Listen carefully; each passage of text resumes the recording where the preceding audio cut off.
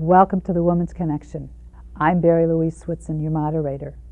The Woman's Connection is a program about events shaping women's lives and helping one gain authentic power on a personal or professional level. So won't you stay tuned? Welcome. I got to tell you, you ever listen to your gut or not listen to your gut and you regret it? Well, our guest is one who listened to her gut but couldn't convince the doctors something was wrong. But she lived to tell it. And I would like to welcome Kathleen O'Keefe Cavanos. And Kathleen, welcome. Well, thank you so much for having me on your show. I've been looking forward to this. Well, it's great.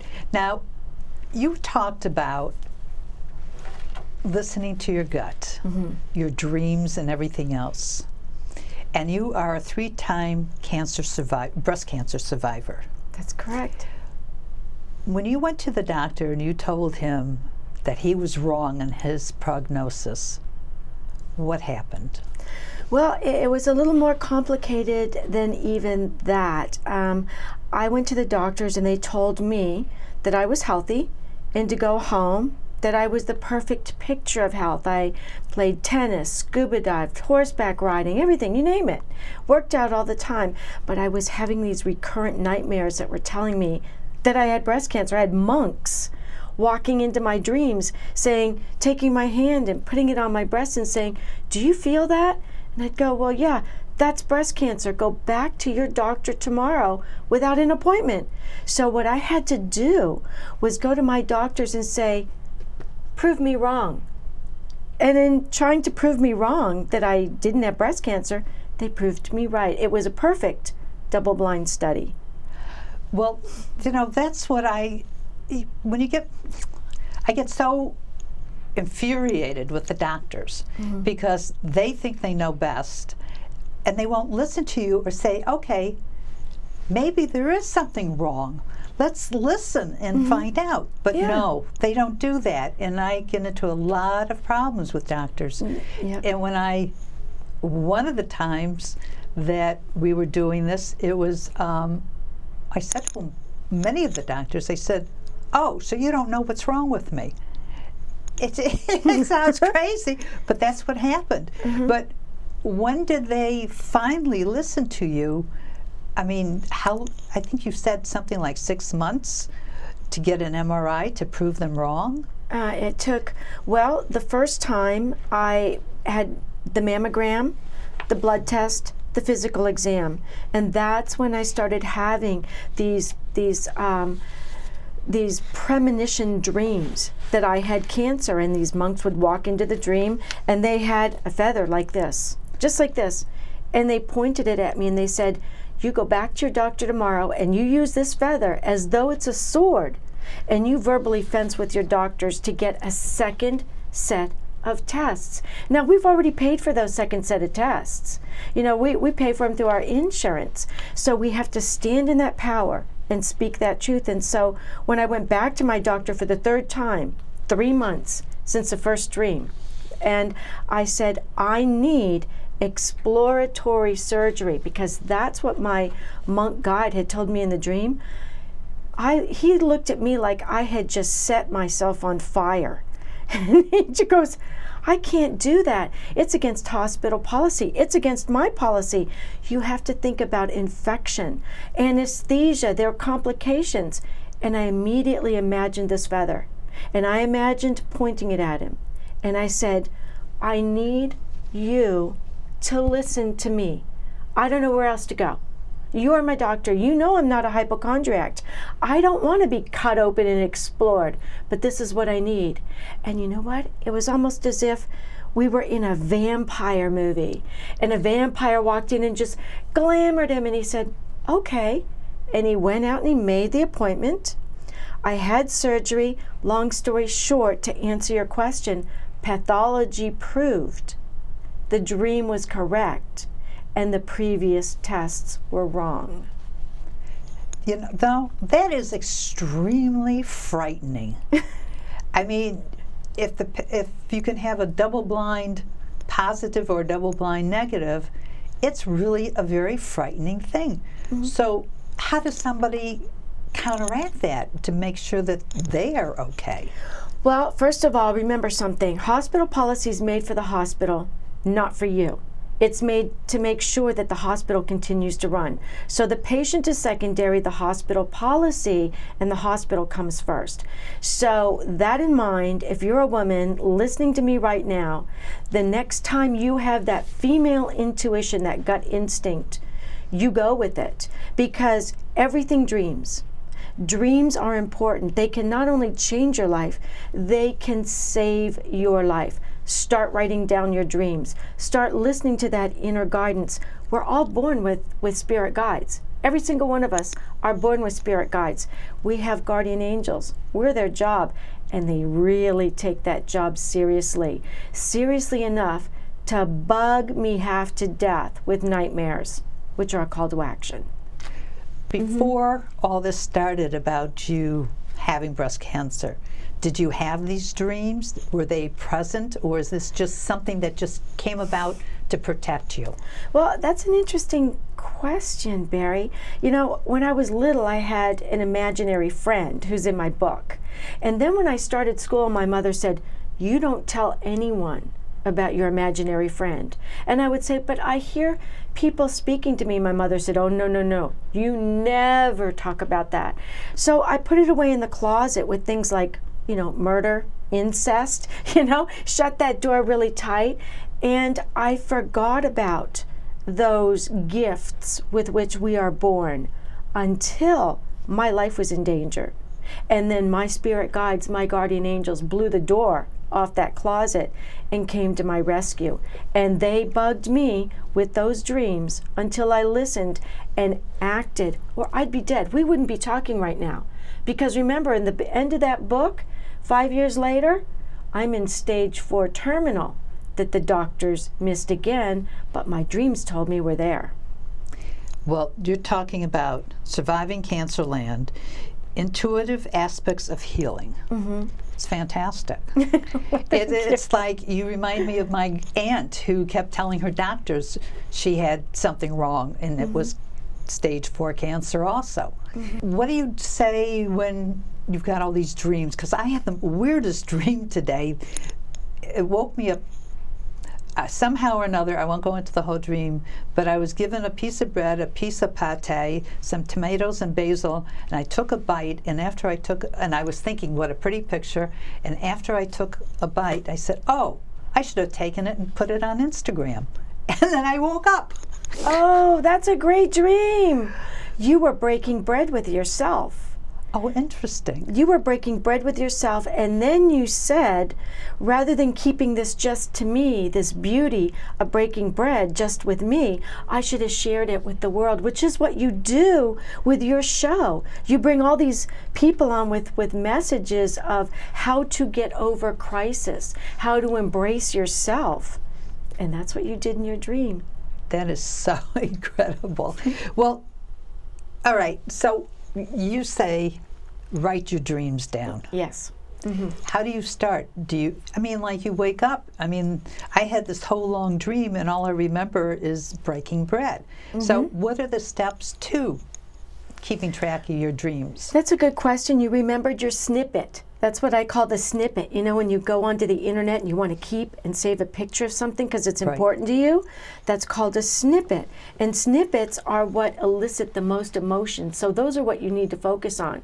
But for those of your audience right now who are running from the TV to get a pencil and paper to write down what I'm going to say next, if you go to my website, accessyourinnerguide.com, look on the right-hand side, there's a free download just for you for being with us today, and you don't have to write anything down. So just sit back down right now and listen. The first thing you want to do is you want to state your intention. Because when you state your intention, the universe is always listening. So are your spirit guides, your guardian angels. So if your intention is to remember your dream or meet your spirit guides in your dream, state that out loud. Tonight, when I dream, I want to meet my spirit guides. And then maybe you want to write it down on a piece of paper and put it under your pillow, because you're taking the intention, the 4th, 5th dimension, bringing it right down into the third, which is exactly what you're going to do with your dream. So you're kind of training all your inner selves on how you're going to do this. And the next thing you want to do is make sure you have your pad and paper by your bed so that you can write down your dream or anything you remember, so you're not running around like you were, you said, trying to write stuff down. You only remembered the snippet. Write down your snippet, because during the day you may have a daydream that will give you the rest of your night dream. Those are one of the sacred 7 doorways to get back into your dreams. So write it down. Write down any color you might have remembered. Write down any emotion. Were you happy? Were you sad? That's going to tell you a lot about your dream. And then write down your snippet. And then, this is an important one. Who else was in your dream with you? Was it a loved one that had passed over? Were they sharing information? So it's not hard. You write all these dreams down, Mm-hmm. and how do you analyze them? I mean, I would have never known what you just said about my dream. Mm-hmm. How do you analyze what's going on? Well, after almost 10 years of analyzing my dream, I look for universal symbolism, and breaking bread's one of those. And that was a universal symbolism in your dream, and you might have had that dream in order to bring it to me today to show that there is universal symbolism that's very important in your dreams. Now, on top of that, there are certain things in dreams that are important to you specifically. There may be certain things in your dream that frighten you. That could be a call to action, get your attention. There may be things in your dream that are important for your learning process. For instance, if we both had a snake in our dream, how would you feel about having a snake in your dream? And it's coming towards you. It looks like it's getting bigger and bigger. What are you feeling? I was thinking of my necklace. Slimy, sneaky. Okay. But that's about it. Okay. See, and for me, the snake is the kundalini. I know that I need to pay attention. I'm going to get a spiritual message. And that's where learning your dream language is important. For you, you see a snake and then you see someone you know. You need to put the two together. What's going on? It could be a precognitive dream. Then you watch for the validation. So you have to learn your dream language. I call it Jabberwocky talk from Alice in Wonderland. You know, when she's in the forest with a Jabberwocky and he's saying words she understands, but when she puts them together, they don't make any sense. That's a dream. You see symbols, you see pictures, you understand, but when you put them together, you're going, take a snapshot of this and put it on the computer as an Instagram. That's your Jabberwocky talk. You just have to learn that language. Sharing with others. What is the internet? Universal connection, the oneness of everyone. Now, how is this different than Sixth Sense? Is it the same when you're doing dreams, Sixth Sense, or is it?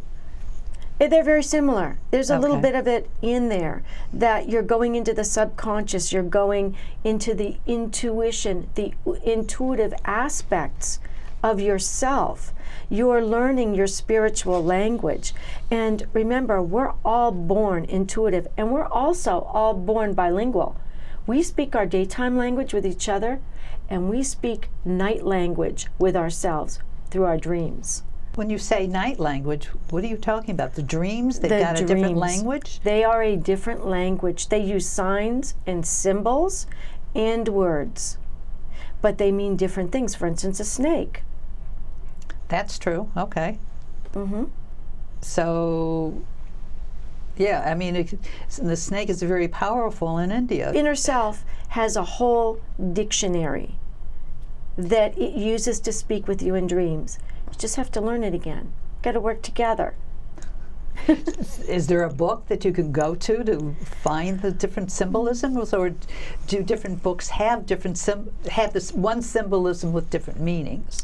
Many dream dictionaries that are out there have one symbol with many meanings. However, you can write your own dream dictionary. Write down your dream, underline the important words in your dream, ask yourself, what does this mean to me? Write down the meaning beside it. What does that meaning mean to me? And when you come back to the same word twice, you've got your meaning. Can you be wrong on this? You can. You can be wrong because we're human. We make mistakes. But you know what happens if you are wrong? You have a recurrent dream. And that means you didn't get it the first time. So you have your recurrent dreams that come in over and over until you figure it out, until you circle the right word, until you get the right meaning. Your guides are never going to let you down. What's the difference between sixth sense, spirits, angels, premonition, the whole gamut? I think they are all cousins or siblings. It all comes under intuition. It all comes under spirituality. It all comes under a gift we were born with. God just didn't plunk us down here and say, go for it. You know, we came with a direct line back to Him. And that's when I say our ET phones home, our eternal teacher, that part of us that goes from lifetime to lifetime, that part of us that never dies. When our body dies, this is that spark that returns from whence it came. And that spark can call home when we're in crisis. Someone always answers the phone. Sometimes it's through dreams, sometimes it's through prayers, sometimes it's through meditation, but we can all reach that. Basically, they're all the same. They are all the same, different words. Different words for sun. If you go to a different country, there's a different word for sun. In German, it's Sonnen. In another language, it might be something else. But it's a universal symbolism, and it all means the same thing. So in our dreams, when you see one thing, if it's a universal symbolism, if it's a sun, even if it's been drawn on a cave by a caveman, we know what it is today. That sun's never going to mean dark. It means light, bright, sun, warm. We know what the symbol is for rain. That's never going to change. So, yes, it's all the same thing. Now, you've been married for 30 years. 36. Oh, 36. How did that, I know. How did that happen? How did dreams help you in your marriage? Oh, that was a good one. That's an interesting story. When I was 9 years old and living in Berlin, Germany, right after the wall had gone up, and I was in a girlfriend's house. We were sitting on the dining room table, and our mothers were all gathered around our tables. My dad was a Green Beret, and he had been called out on red alert. That means you might see him again, you might not. And they're just poof, gone. And you wait for them to come home. They might be home for Christmas. They might not be home for until Easter. And so we were sitting around playing with our beautiful little Barbie dolls. And one mother said to my mother, Kathy's going to be the first one to get married. And my mom said, really, why? And she said, because she's the prettiest. And my mom looked at me and said, are you going to be the first to get married? And I said, goodness, no. I'm not getting married till I'm 27 or 28. And they all laughed, and my mother's looking at me because she knows about Gigi, my invisible friend, and everything else. And another mother says, well, Kathy, when you get married, are you going to marry a prince? And I said, no, I'm marrying a millionaire. And my mother laughed, and she goes, how do you know that?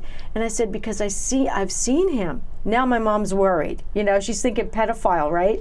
So she goes, where have you seen this man? And I said, I've seen him in my dreams. I see his head on the pillow right next to me. I know just what he looks like. Oh, they're all laughing hysterically. Fast forward 20-some years, I'm at a Sadie Hawkins Day party in one of the grungiest bars in Florida you can imagine. Somewhere I never go. It's just awful. But a girlfriend's getting divorced, and she wanted to talk to me about it over a drink. So we sat down at a table, and within a few minutes we have men all around the table. And in walks the man of my dreams, my husband. I recognized him right away. He walked up to the table with all those men and asked me to dance. And 3 years later, we were married. Oh my God. And I'd been engaged before that. And I broke off the engagement. And my mom would say, why? Why did you break off that engagement? And then I'd bring another really fabulous man home. I've always been really lucky with the men I've dated. They've all been fabulous people, great. They would make great husbands. And I would just say no to the marriage proposal, and my mother would say, you know, you're not getting any younger. That was my favorite. And then my second favorite was, you know, the bloom's not going to be on this flower forever. But I'd say, you know, Mom, they're not the right ones. They're not the ones I saw. I'm waiting. And in walked my husband. I waited for the right one. That's incredible.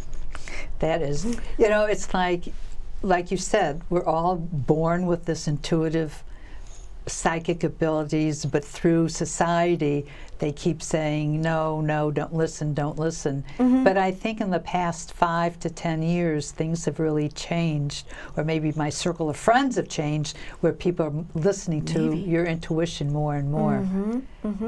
And do you find that men have it as much as women, or women are more apt to have it? Yeah, that's a great question, because I speak all over the country, and I speak at the IASD, which is the International Association for the Study of Dreams, and it's doctors, like 600 doctors will come in from all around the world. Most of them are men. And then I'll go to a spiritual conference and I'll speak there, and the room that I'm speaking in, originally, the first time I spoke there might have been 2 or 3 men. Now when I go and speak at these conferences, it's 50-50, and my husband is extremely spiritual. So I think men are getting a little more comfortable with connecting with this spirituality. It's not just female. Yes, there's female intuition there, but they're born with the same intuition that we're born with. They're taught at an earlier stage not to listen, to only believe in what you can see, feel, or hear. Yeah, those senses, not the sixth sense. But we were born with the sixth sense. We need to use it. Would you say that children today are much more intuitive and accepted than, well, obviously, than prior when we were growing up? But do you see a shift in acceptability amongst children? I do, and I think some of it has to do with the type of spiritual movies that are coming out, The Sixth Sense, the fact that they're using the internet and they're understanding that you type something into a screen and poof, it's gone, and it shows up somewhere else. That's something we didn't grow up with. The biggest thing that we had similar to that was first the telephone. You talked into it, and it went down through the line, and it came out the other side. We were like, oh my gosh. And then TV, where somebody somewhere else was showing up on TV. But now with wireless internet, I think they're much more open to it. All right. You're in the sleep stage. Sometimes you're in this deep sleep, and sometimes you're waking up. How do you know to differentiate between a real dream and something you imagine? Oh, that's a great question. When you're dreaming something and you're getting a precognitive dream, or a dream about the future, or a postcognitive, where you've gone back into your dreams into a previous life, that's a whole nother thing. But yeah, it really does happen. You can see those previous lives, just like you went into deep meditation or into deep hypnosis, going back into past lives. You can do that in your dreams, because remember, that spirit within remembers those past lives. So we're on Albert Einstein's time continuum, where there is no past, there is no future. There's only this narrowing down to right now. You have a dream. It tells you this is going to happen at a certain time, or this is happening right now, and you need to pay attention. And you know that because you're having the recurrent dream, and it's coming in as a recurrent nightmare. How do you know if it's really true? Validation. Validation in the waking world, not the dream world, the waking world. In my case, it was pathology reports. What if you have a dream that you're driving your car, you're going to turn right at a stop sign. All of a sudden, that stop sign starts jumping up and down in the dream, and you see a woman in a purple dress waving her hands. And then there's a huge crash, and you wake up because you've been in an automobile accident. Then, 2 weeks later, and this is a true dream, it wasn't mine, it was somebody else's. They're driving along, all of a sudden the wind starts blowing, and the stop sign started shaking. And they noticed a woman in a purple dress standing there, waving to somebody else across the street. They pulled off the road. There was a horrible accident, but nobody got killed. But they would have, probably, because they would have been T-boned. Somebody else ran a stop sign because they were looking at the woman waving. It wasn't their time to go. If I don't listen to my gut, then I am always damning myself. Going back to your book, what made you write it? Well, I realized that although we're all individuals, we all have our own individual fingerprints, our eye scans. If I had a precognitive dream that told me I had breast cancer missed by the medical community, I knew I wasn't going to be the only one. And there are 30% of women across America who mammograms do not work for. So in the very back of my book, I've actually got a page where you can go to Congress, sign up with Congress to bring thermography back into the hospitals as another choice. Women are not given enough choices because if you are young and you've got dense breasts and your cancer is being missed, it's much easier to cure it when it's found in the early stages than the later stages. That said, I want to emphasize that even if you are in stage 4 recurrence, you can live. You can get over this. This is a disease that you can beat. I'm living proof. So when you hear other people say, oh, well, when it comes back, that's it, please don't believe it. It's not true. You can live. Cancer is no longer a death sentence, but finding it early can be so much easier than going through chemo, radiation, surgery over and over again, losing a body part. Find it early. Go with your instincts. When you have the dreams, go to the doctor and say, I want a second test. Because you know what the worst thing that can happen to you is? They'll laugh at you. If you have your second set of tests and you're healthy, you can live with that. But it might be harder to live with everybody crying because you didn't do a second test. When you told your doctor that you wanted exploratory and he found out you were right, did that change anything at the hospital or with the doctor? Not really. They thought that I was just unusual. But when it happened the second time, and I was in stage 4, it took me 4.5 months to get the MRI that I requested because the doctor said, you have no symptoms, you're healthy, you've got 5 of the best doctors watching you. It changed hospital policy. After that, if you were a woman whose mammogram did not show breast cancer, you were not given mammograms to watch for recurrence. Wouldn't you kind of think that that would automatically make sense? But it didn't. So now they're given MRIs. So I'm very pleased with that. However, I would like to go one step further. When a woman comes into your office, if you're a doctor watching right now, and she says, I know something's wrong, please believe her. What's it going to hurt for you to find a way to give her a second test? Because there's nothing quite like peace of mind. If women were tuning into what about holistic measures for curing yourself without all this chemo and cutting you open? Do you have any suggestions on that? I do. I have some strong thoughts about that because going through this for 10 years, I've seen both sides, okay? And I believe that when you mix holistic with conventional, you come out with a healing that's greater than the sum of its individual parts. Now, I had friends in my cancer group who only went conventional. Some of them lived, some of them died. I had other friends who only went holistic. One had stage 4 bone cancer recurrence. It was in 9 places in her body. The doctor sent her home with a bottle of pain pills. She did Gerson therapy. She's healed. She is cured. And the doctors are scratching their heads going, how did you do this? And when she would start to tell them, they'd go, don't tell us. Please don't tell us. Because if you do and we write this down, you'll lose your insurance. Yes. You're right.